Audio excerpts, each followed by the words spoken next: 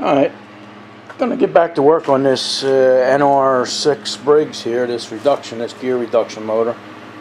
I have been doing some work on it, just hadn't been videotaping it. I got it all stripped down, the bare metal and stuff, all ready to paint. I did a little research, and you know, this was painted some kind of somebody had high heat aluminum on it and stuff, and I checked to see what color it should be, and I come across two different ones. One of them had a black engine with the red shroud and the red air shroud here, and then the gears were silver and stuff. So I seen black and red, and then I seen red and black where the engine was red and the shroud was black. So when I was taking the paint off, I could actually tell that this was red from the factory.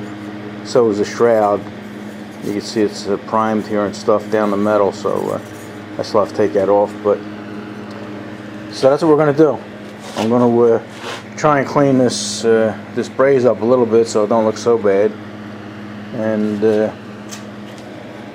even this backing plate here, I'm gonna try and epoxy this weld together. I'll fabricate a little plate to fit in there and reinforce it.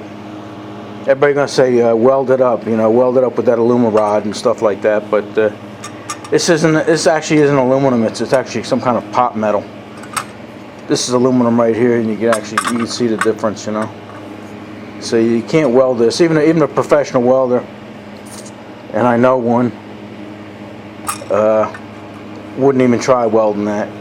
So we'll reinforce that. We'll stop the crack from going any further, and then we'll hook it up. We'll hook it up with some epoxy on both sides, and that'll take care of that. And then this cam, I was looking at this cam, and I think I might try and braze it together, because this is only going to be a show engine. It's never going to be used to reduct anything or be used on anything. And I've seen other things welded that should never have been welded or brazed, you know, on hit and miss engines, you know, flywheels and push rod arms and stuff, and they you know, they will hold up. So I'm going to try and braze that, and if I don't, then we'll replace it. I mean, it's not like the teeth are bad. You got one chipped tooth right here, and it's only half a chip, you know. I mean, the rest of it's in good shape. So we're going to try and save that. And if we can't, then we'll just put another cam in there. But for now, like I say, let's grind this down, and maybe try and get some of the stuff painted, and maybe fix that backing plate. All right. We got all the other parts outside. We painted them, and they're drying in the sun there, baking them paint on. But I ground this down, made it a little more presentable, made it a little better looking. I could have gotten rid of it altogether and did a little body work on it, and nobody would know the difference. You know, they wouldn't even know what happened. But that kind of thing, I think you should leave stuff like that there. I mean, that tells a story. You know, that gives you a little history of the engine, you know. Somebody look at it and say, oh, this must have threw a rod at one time or something, you know. So I think you should leave a little bit like that kind of stuff on there. I'll do that with the base. The base had a few cracks on it too, but all right. We're all taped up here, and let's take it outside. We'll paint it up. All right, we'll see you out there. Matter of fact, maybe I'll show you other pieces while we're out there. All right, we got it all primed up. Yeah, when we do our priming and painting and stuff, we don't do it in the sun, we do it in the shade.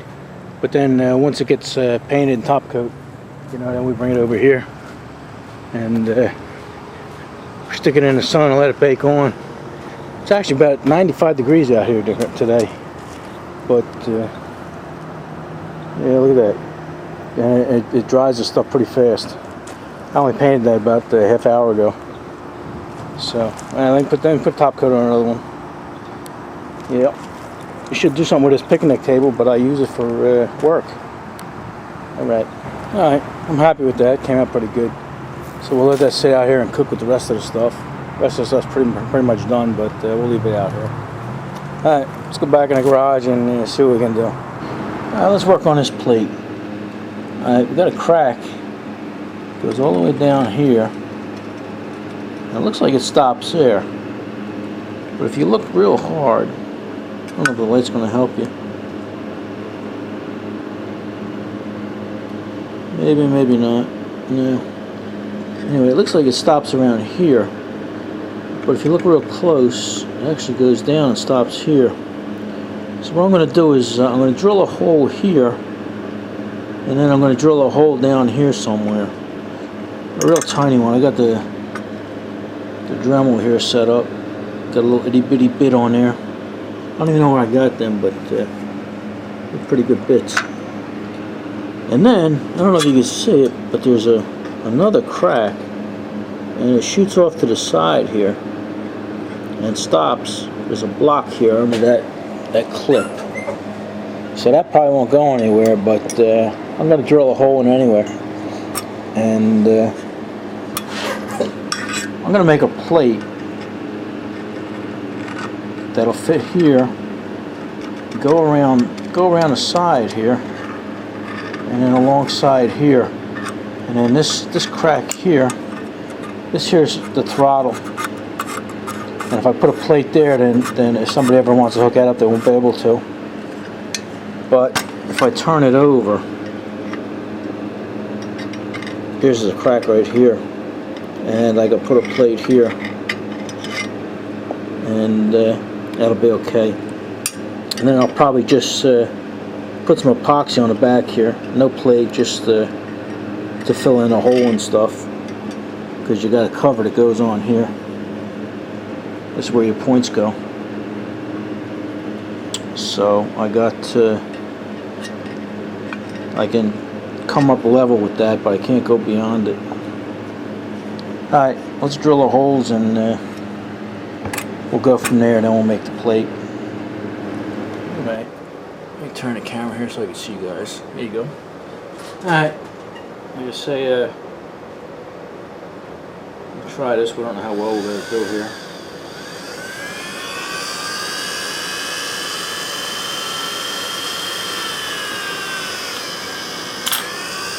There you go. Not so well. See, it looked like I was putting too much pressure on it, but I didn't. That bit actually exploded. There's still a piece of bit in there, and got a little bit here, and then still some right here. So that's just what happens when you use this tiny stuff. That's why when you buy these things, they come in sets of 10 and stuff. Let me shut you down and try and get this little piece of drill out of there. All right, yeah, it came out pretty good. So that'll give me a pilot hole, and I'll use a regular bit. Oops, a larger bit, but I'm going to try and make another pilot hole down here. I think I'll kick this up. I'll kick the speed up. So I think what happened was it grabbed and it just snapped that little bit. So I think if we keep the speed up, maybe that'll help.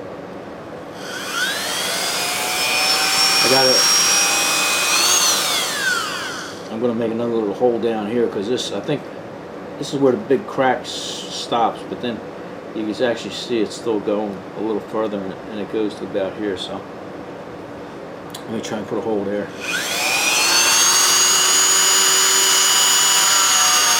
Ooh. That went right through. That's what it was. Didn't have enough speed the first time. Let me try poke a hole in the other one in. Whoop, look at that. Don't take nothing to break these little bits. I didn't get a chance to put that one in a hole. Alright. Let me change the hell they call these things. It's the little chucks, I guess. Don't know what they call them offhand, but change it, and that'll be able to hold this drill, hopefully. Anytime you're working with this real tiny thin stuff, man, you should put glasses on, because you know it's going to bust.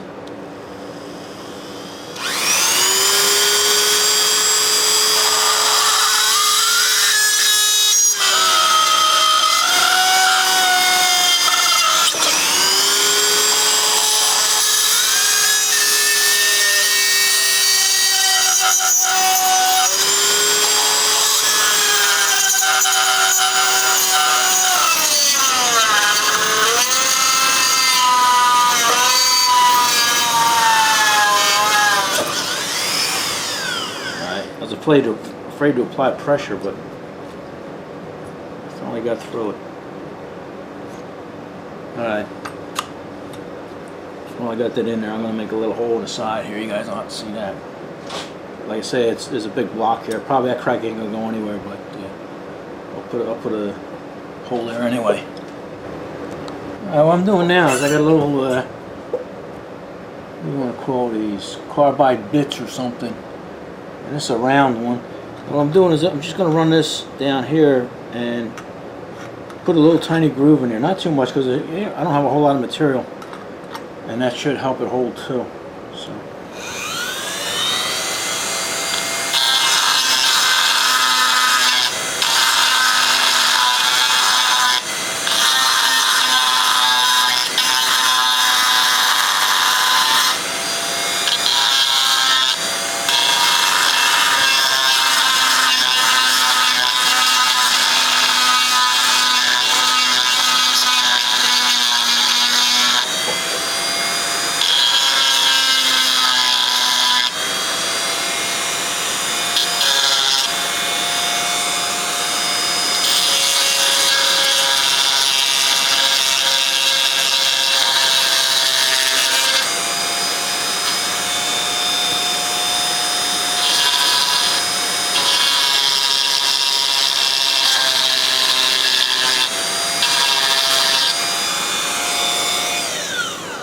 Alright, now I'm just going to rough the area up here so the epoxy will adhere to it.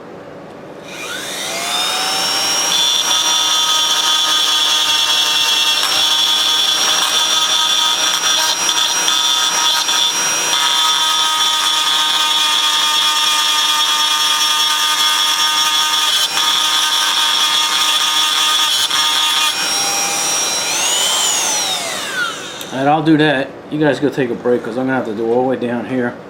And then I'm going to do like over here. So I'm going to have a big plate like that. Alright, like I say, you guys go take a break and I'll do that and then we'll get back with you.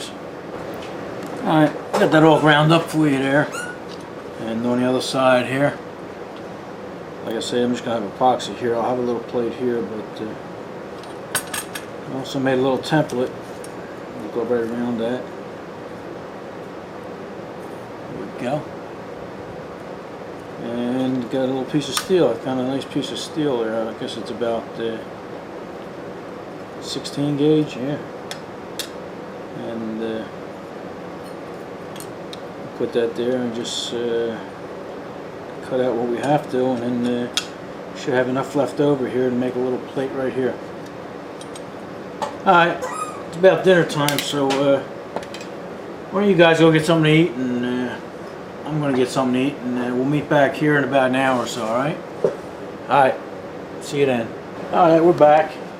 And I cut this piece, I cut a template and then cut this piece. Now I'm going to try and shape it with a Dremel. Yeah, this is one of the most underrated tools in the shop. I use this thing all the time. You know, it's a good one though. With variable speed and everything. And I use it a lot. Alright, let's see what we can do here.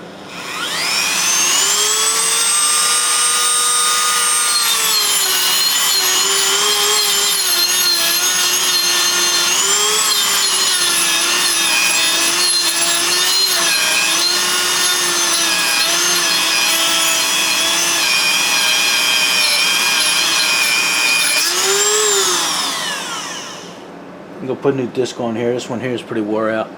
Alright. Yeah, we got a new disc on here. Let's see how this works.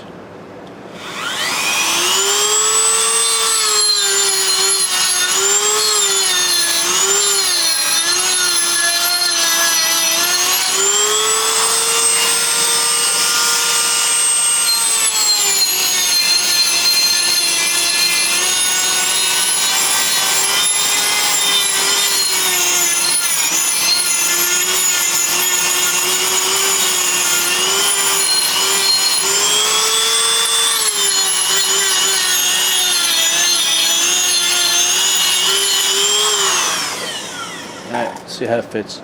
Alright, we pretty much got the shape. Now I'm just going to, it's got a coating on there, some kind of plastic coating or something. We don't need that.